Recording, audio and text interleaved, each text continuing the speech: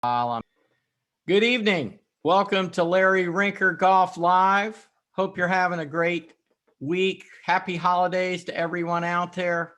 I'm pleased to be joined by my longtime friend, Mr. Olin Browne. And Olin, always great to catch up with you, my friend.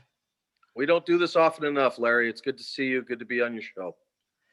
Yeah, it really is. And, I remember having putting contest with you up there at Pleasant Valley. You're from the Northeast, and back, you were kind of a late bloomer. Didn't start playing golf till you were 19. I remember you were banging it around on the mini tours there for a lot of years, and then all of a sudden you finally got your card, and man, you've had a great career since. Uh, you had some things happen. You lost your card, you got your card back, and won again after that. Not many people do that. You've had a great career on the Champions Tour, winning the U.S. Senior Open. So pretty cool career, buddy. It's not the kind of thing that you think about while you're doing it either, Larry. We're so immersed in our work when we're out there, aren't we? I mean, it's week to week. It's heavy duty. It's travel Monday. It's practice round Tuesday. It's working on your game, Pro-Am Wednesday, tournament days Thursday through Sunday. Push the button on repeat again, head to the next tournament. There's not much time for reflection while you're doing it. You're always kind of plodding along and working on what you do. And really, it's, when you introduce me like that, it sounds an awful lot better than it does kind of like in my own head. Well, I have to think, because it definitely happened to me. And as I was saying, I have a new book out, The Journeyman, which I just emailed you a copy. People can get it digitally or also in paperback at larryrinker.com. And let me just bring up and share this screen here. But Larry Rinker Golf Live is on Thursday, 7:30 to 8 o'clock. And there is my guest, Olin Browne, 3-time PGA Tour winner. And there is the new book, The Journeyman, How a Veteran Tour Player Found His Swing After 50 Years. And we also have Christmas gift certificates. If you would like to get one, you can get in touch with me and my phone number there and email. But Olin, I think about when I was playing the mini tours, and so many things happened to me where one round could have made the difference of continuing or not continuing. How many years did you play professionally before you got your tour card?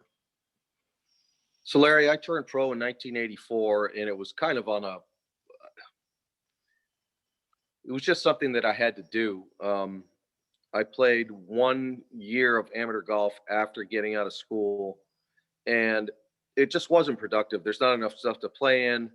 And frankly, in those days, the competition was so much better on the mini tours. It's just, look, you got to go to where you can get better. And right. And by the way, you know this, I know this, Johnny Ray knows this.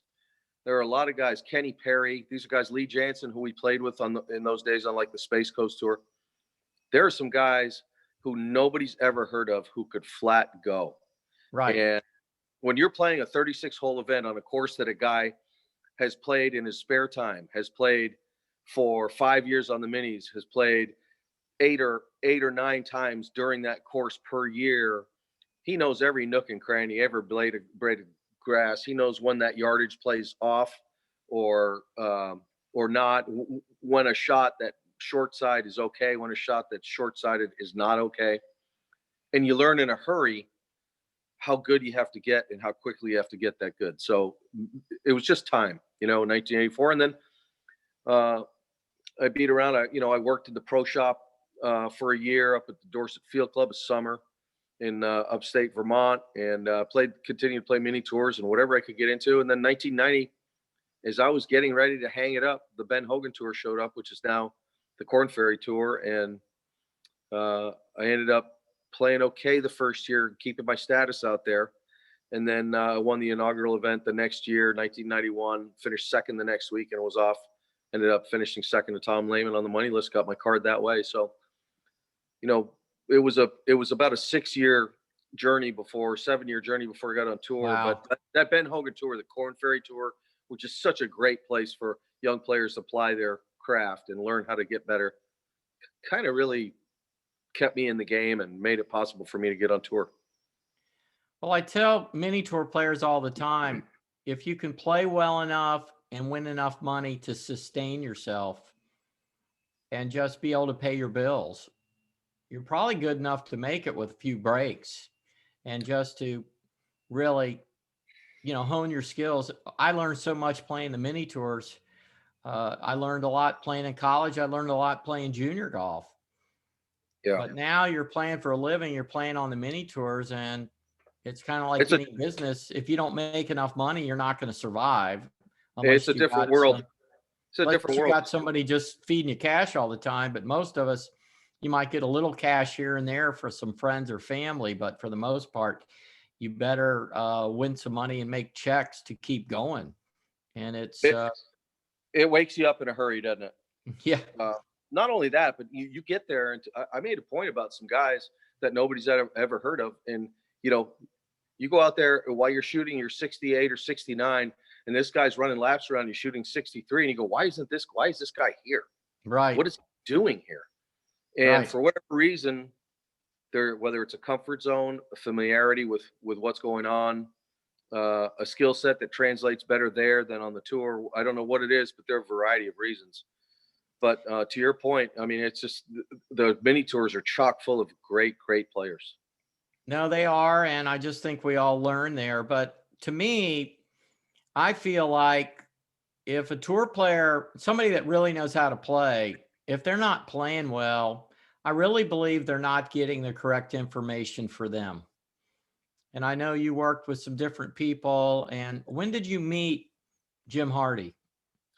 That's a great question. I think, and I think you'd probably agree with me. You know, who we are at our advanced stage of life. We're in our 60s now, or at least I am. We're the sum of our experiences, right? And in golf in particular, I think it's an incredible sport in that I don't think there's anything original in this game. Everything that every player does in the modern game, somebody who preceded that player has already done. And Right. whether you model your game after a Ben Hogan or a Sam Snead or a Tom Weiskopf or a Gary Player or a Raymond Floyd or a Jack Nicklaus, and the list goes on and on and on. You can go back to Bobby Jones, you can go to Horton Smith. I mean, the list goes on and on and on and on. There have been great strikers of the ball. There have been great hitters, great putters, great thinkers. Everything that is wildly current has already been done. And part of what makes this game great is it's a hand-me-down game. Right. And oftentimes anecdotal stuff or informational stuff is something that's passed on from one player to another. And there you hear countless stories about crotchety old crusty golf professionals who wouldn't share anything with anybody, who took a kind eye to an individual because that person saw something in that other person, whether it's a similarity in personality, a will to excel, to work, whatever it is, and passed along nuggets. Right. And those nuggets are things that I've cherished all along the way, and I've gotten them from a variety of different guys, starting with a guy named Joe Norwood, whose name I bet you know. He used to hang out on the driving range at the LA Open. I met him when I was in college. And he had some messed up ideas in terms of, conventional wisdom. But all those things, it's Joe Norwood and it's Jack Grout and Gardner Dickinson and Tony Penna, Jim Flick. I mean, these people that you meet, great instructors along the way. A guy named Tom Walsh, who helped me for years and years before he passed away. And then I was kind of in limbo for about 7 years, and my game went absolutely down the drain. And that's when I met Jim Hardy. And I had kind of been wandering in the golf wilderness for a long while. And I met Jim because I kept looking at these swings on tour that I really liked. Guys like Peter Jacobson and Scott McCarron and Tom Pernice, and a guy who many people may not remember, Brian Henniger.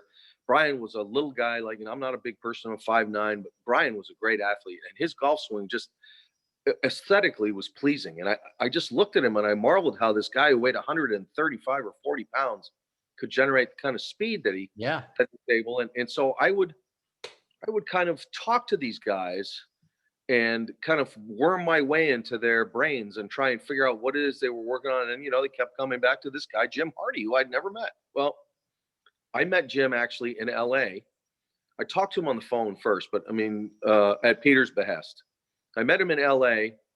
He was out one of his weeks on tour that he would come out working with Scott McCarron. I just happened to tag along with Scott and play with Nick Price, the three of us. And Jim walked around, and so we got to visit a little bit. And he never said one word to me about my swing, even though we had talked about 3 or 4 months earlier on the phone.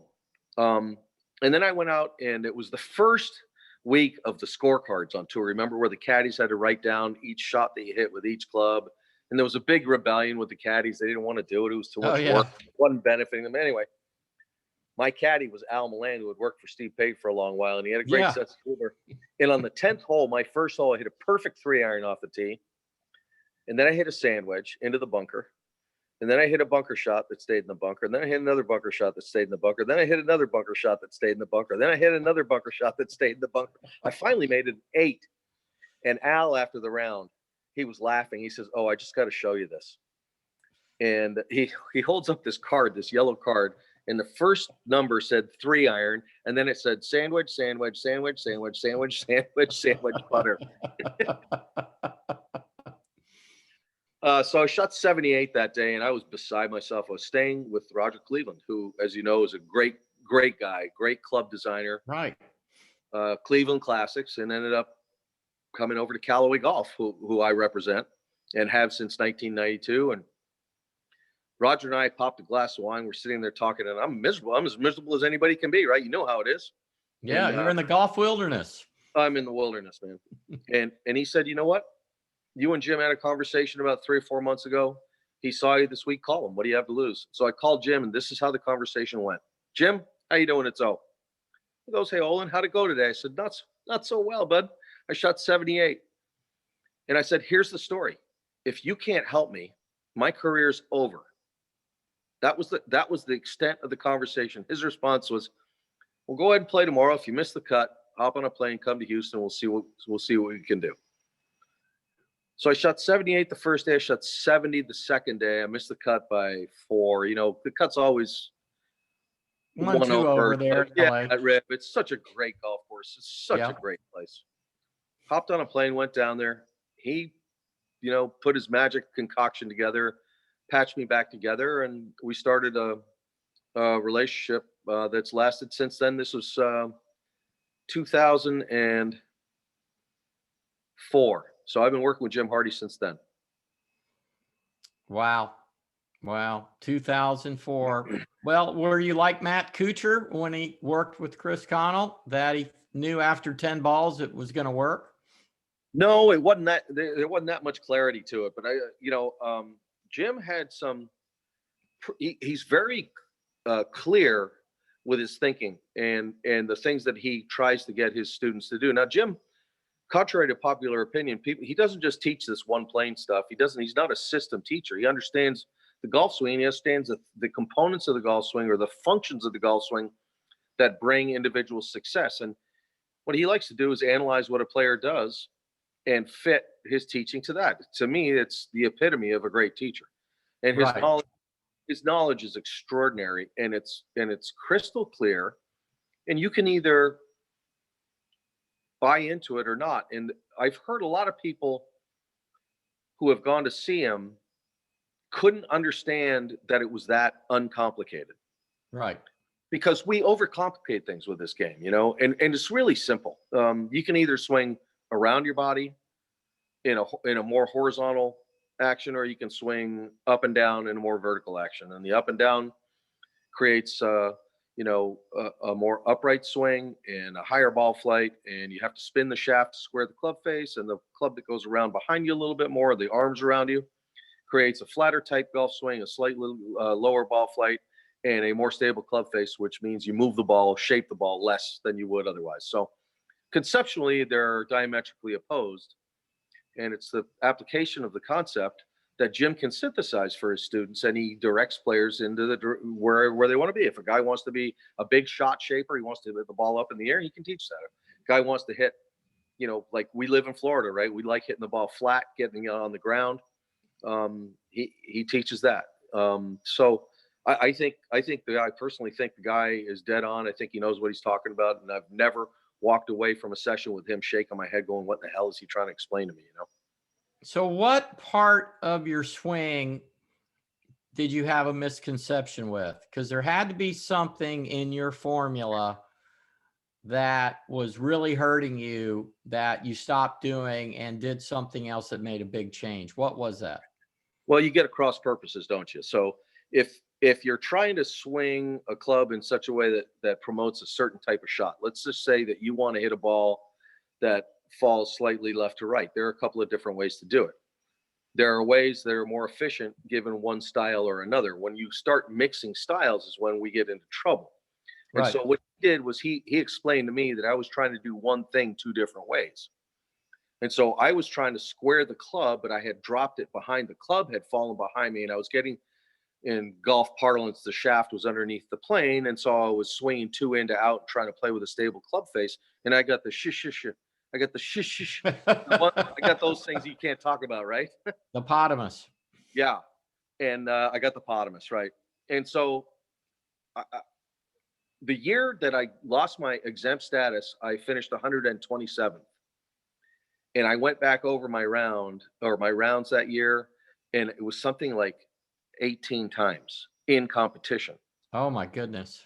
Well, I mean, that's the difference between making, in those days, $1 million and being on the road, Yeah. And not having your job. right. And so it was dire, because that's a place where when you get into that place, you can't find your way out of it. You don't know how you got there, and you don't know why you're stuck. And so he got me out of that, and he explained why. And basically, I was trying to swing in a rotational manner, and the problem was that I was returning the club from underneath the plane, which was causing my handle to get high, and I was presenting the hosel to the ball instead of the club face. Well, that's a killer. Well, Olin, I'm pulling up some swings of yours that you just Okay. texted me. Okay. And just want you to comment on this. And here we can see right here. But here's your swing. And you definitely can see this is more what he would call a one player. And there's the shaft flattening, but look where the club's exiting going through.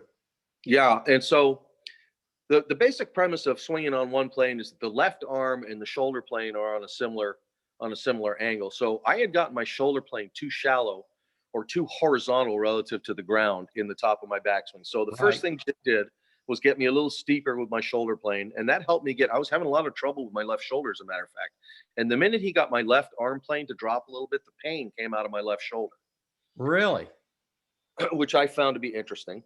And so the next thing that he did was explain to me the value of getting my right arm behind me in the backswing. You can see my right arm leads the club back, and you can see right there in that position that my right arm, while it's underneath the club, my elbow is behind my grip.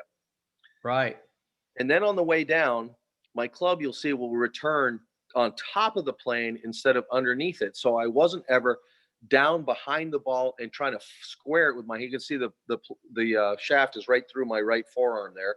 And then my shaft plane, instead of returning with a high handle, returned right to the address position. Right. So I found initially from working with Jim, I had to do two things right away. I had to bend over a little bit more, and I had to flatten my clubs because my clubs had gotten my swing was too upright. And as a result, my club was the heel was catching. So I flattened my clubs as I got my swing plane in the proper place. Now this is several years later, and this is at Top of the Rock in Missouri, and you can see how much more the club doesn't roll over on the way through. This is an 8-iron or so. So you look more vertical in this backswing here. A little steeper shoulder plane, isn't it? Yeah. Which helps get the club deeper and a little higher. Right. So even though I'm a little bit I'm a little above my shoulder plane, it's essentially on my shoulder plane. And then when I drop down, The shaft comes down above my right forearm, then catches the right forearm, and then you can see me throw the club around my body, and then the club will exit, and you'll see the club face the camera, Right. which is there. That's late in the backswing, but right there, yeah, the club face is more stable, and that promotes much more of a straight shot. And in fact, especially I've found as modern technology has overtaken golf, if you can add spin to your shots, especially your iron shots, it's much more efficient for a guy like me. I don't hit the ball very far, but if you can hit a cut shot, you actually add spin and add control to your iron shots. And the name of the game is putting it in the fairway, knocking it close, making a putt, right? So guys like those of us who don't hit it as far as Dustin Johnson or people like that, I mean, we can't abuse the par fives. Got to find another way to get it done. Well, Olin, I would think that you could just release the crap out of it going through and it wasn't going left with that swing. And that's exactly right. When I had my best year on tour, which is 2005, I stopped trying to move the ball right to left at all. And my ball flight was straight. So if straight to a slight cut, if a flag was in the right side of the green, I could aim just left of it and kind of hold the club from rolling over and get this baby little cut. So I was never in danger of missing the green to the right. And conversely, when the flag was over on the left side of the green, I could take the left edge of the green and make a swing where I knew the ball wasn't going left of that. And so I was able to play more aggressively to those left-hand hole locations, especially with the mid irons, 5, 6, 7 iron, which is where I was living. I wasn't hitting 8 irons. I was hitting 5 irons where a lot of guys are hitting 8 irons. So Right. that was important to me. And it made a big difference. And in fact, the year that I won Deutsche Bank there in 2005, I think I ranked like 119th in driving distance on the tour, but I led in proximity, which means I was in the fairway a lot, which is important for a guy who doesn't hit it the farthest. But my iron play was consistent and it was solid.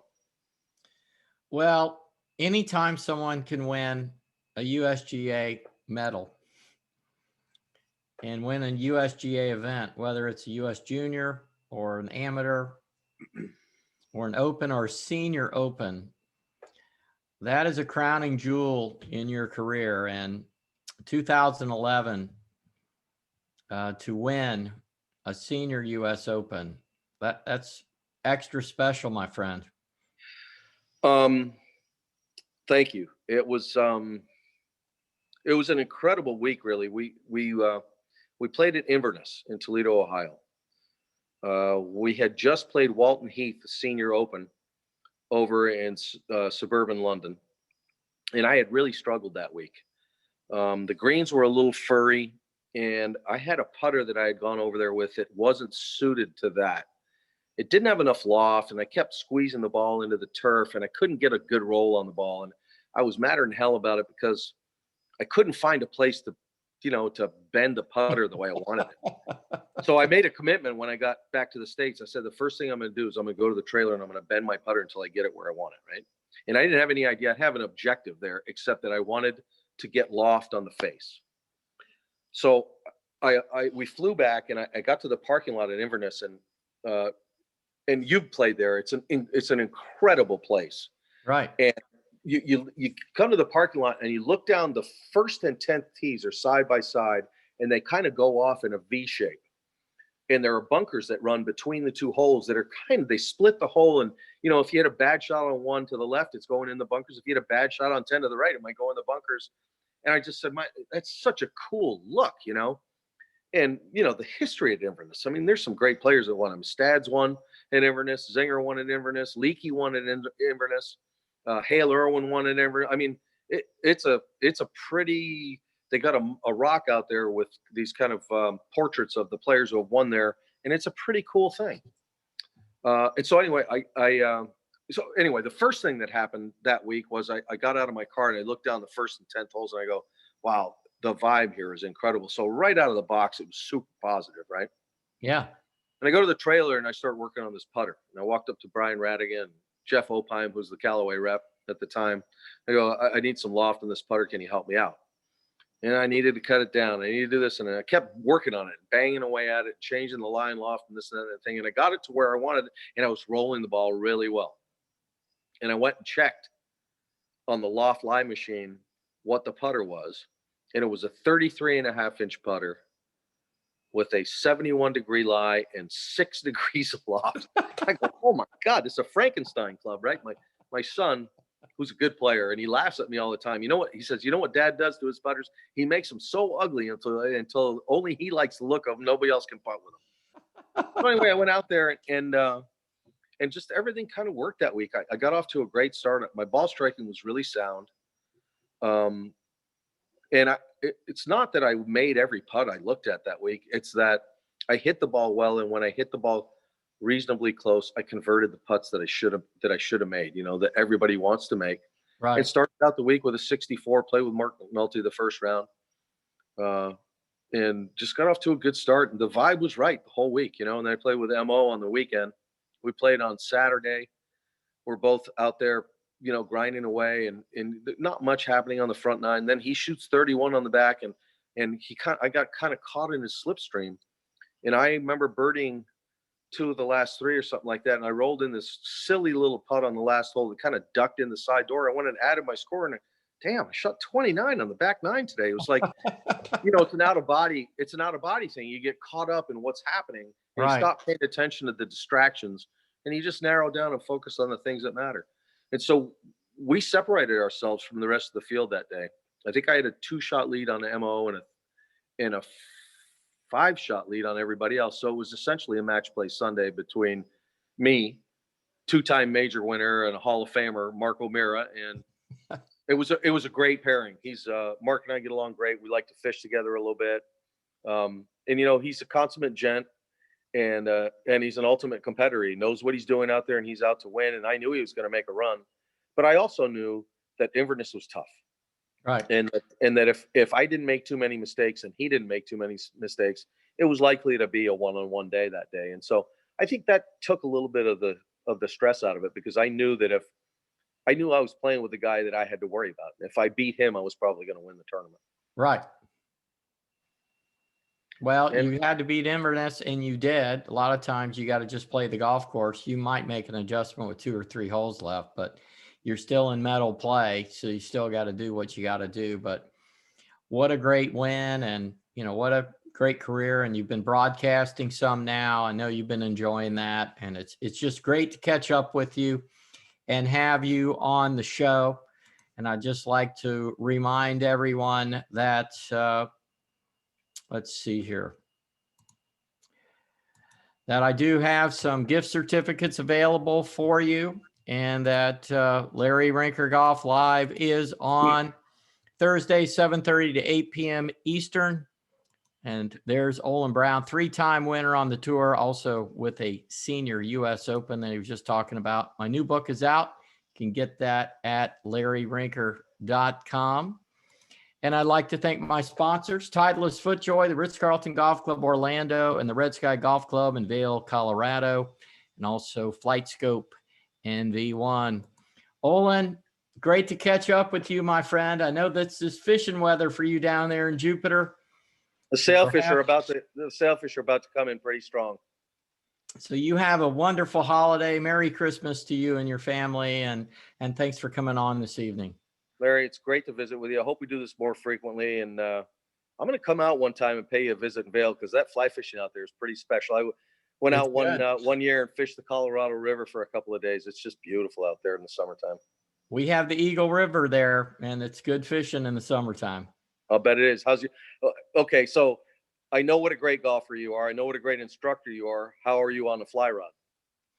I went fishing with Mark O'Meara up in Utah. It's been probably 15 years or so. I caught one brownie. There you go. I got one, and I got a picture with, you know, Mark gave me all the gear. He's pretty crazy. I mean, this guy, his fishing closet, there's pictures on the wall. There's fishing pictures on the wall in his fishing closet. He is all in with the fishing. So he set me up. I looked like I knew what I was doing, but believe it or not, being lefty, I actually threw righty all day. So it was kind of interesting throwing righty. So, but you play golf righty too, so it made all the sense in the world. I do. All right. But I'm probably nowhere near as good as you and Mark and the other guys. But well, I'm not in his league either. I just like standing in the water and catching fish. I don't care how it happens. Yeah. Well, Olin, all the best. To you too, pal. Everybody else, till next Thursday, keep swinging. Merry Christmas, everybody.